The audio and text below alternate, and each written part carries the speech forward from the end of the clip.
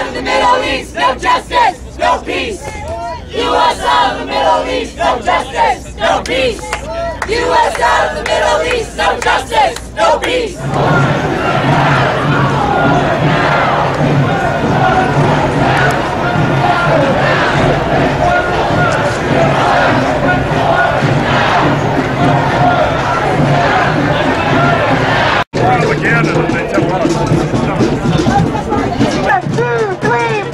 We don't want this racist war. 1, 2, 3, 4. We don't want this racist war. 1, 2, 3, 4. We don't want this racist war. I was a sergeant in the United States Army. I started smoking in Afghanistan. It's a bad habit. Tell me just briefly, what's the worst thing that you saw in Afghanistan? Pain and loss of life, both American soldiers and and civilians, people that had nothing to do with the war. War is fucking pain, man. It's pain, and the people that are in pain are not the people that benefit from this war. The people that benefit from this fucking war lose the least. It's these people sitting up in their nice house right there. They don't have sons or daughters over there. I'm over there fighting that shit. They don't go through the pain, so they're not feeling what the fuck we feel. But hopefully they're hearing us today. How long were you in Afghanistan?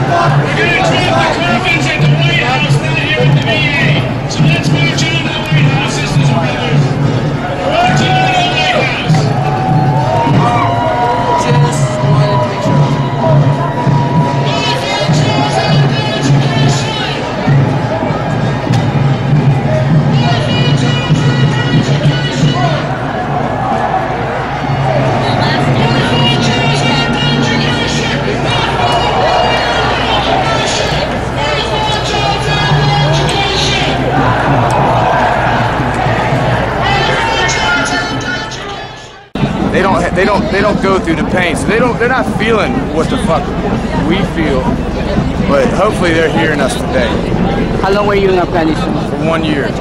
And at your return to the U.S., have you seen your life change in some way?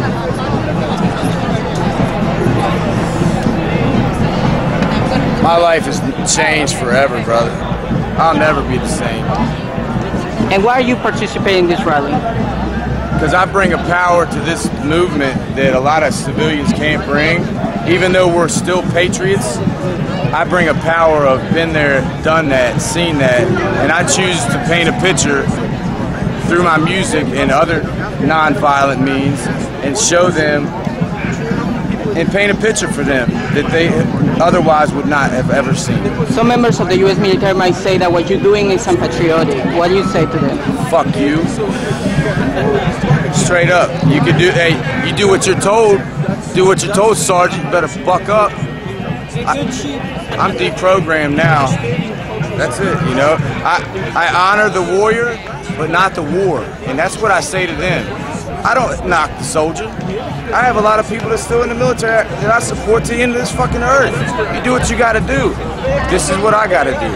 I still support them. I honor the warrior, not the policy, the foreign policy that sends them to fucking die for no.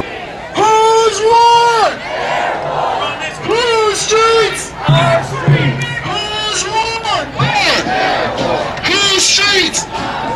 Who's war? Whose streets? Who's war? Fighting for jobs and education. Not for war and occupation. Fighting for jobs and education. Not for war and occupation. Money for jobs and education.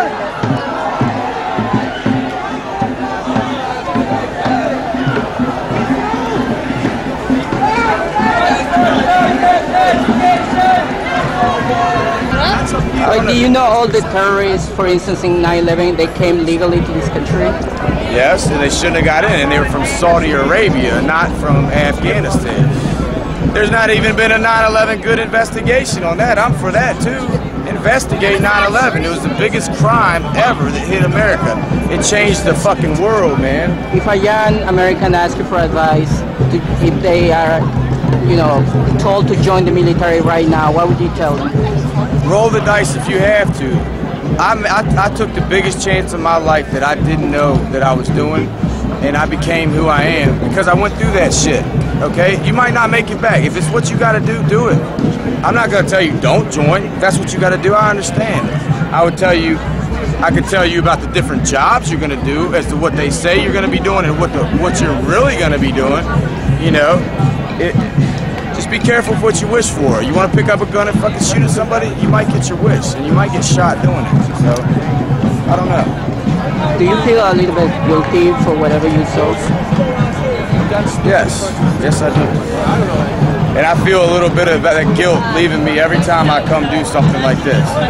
Because I feel like I'm finally getting it together. I don't know everything or seen everything, but I've seen enough to change me to want to learn. I think ignorance is only a bad thing if you choose to do nothing with it. And I choose to do something with it, you know?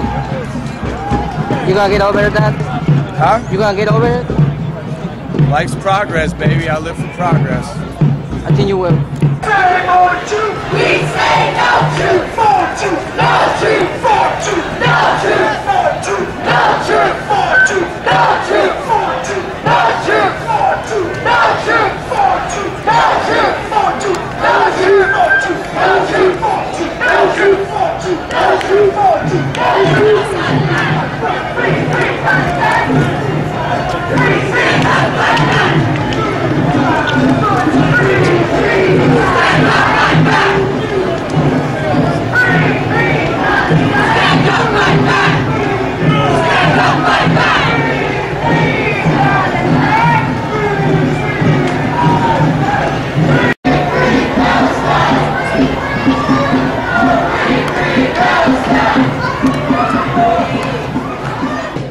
We're here to call for the immediate and unconditional withdrawal of all U.S. and NATO troops from the Middle East. Hey, how old are you, if I may ask? I'm 23. 23. And why do you care about the wars in all the countries? Well, because we have no business being in those countries. I mean, these aren't our wars. You know, the government, these are wars for the government, these are for the corporations. They're the ones who benefit from these wars because the people here in the United States don't benefit at all. You know, we're in a recession. Our people are hurting. We don't have health care. People are losing their homes. People are losing their jobs. That money, the $500,000 that is being spent every 2 days on these wars in Iraq and Afghanistan could be used for our people. And I saw you speaking very passionately about this cause. What drove you to come out here today? Well, the fact that this government is committing atrocities in our name. You know, I don't support any of these wars. I don't support giving funds to Israel to murder Palestinians on a day-to-day basis. It's all being committed in our name, and we're here to say that this won't happen in our name. Not today, not tomorrow, never, anymore. Have you ever been asked to join the army or the military? I've been approached by a recruiter once. And what do you talk? I tell them that, you know, first of all, I'm not going to sign up for the military. I don't believe in the military-industrial complex because of what they do. They lie to people my age. I'm 20 years old. They lie to people me and younger. You know, these are my friends. These are my family members. These are people I know on a day-to-day basis who they're signing up to die. They're signing up to die so that they can sit in a nice air-conditioned office and be promised not to be sent to war. They don't, as long as they meet their quota, they're promised not to go to Iraq or Afghanistan or any of these places.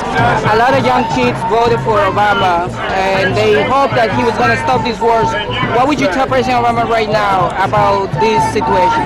I would tell President Obama right now that there were a lot of people that voted for him in this country. There were a lot, and I'm going to be real, there were a lot of people of color that voted for him in this past election because they believed, you know, he was like in the likes of Martin Luther King and all the civil rights. President Obama, he comes from an oppressed nation. He comes from a nation of people that have been oppressed by this very government, by this very house that he's sitting in right now. This house was built by slaves. Are you going to tell me he's going to go over and commit the same atrocities that every other president was? You know, I believe that it's his duty as a person of color in that house right now to put an end to these wars and stop killing his fellow people across the world.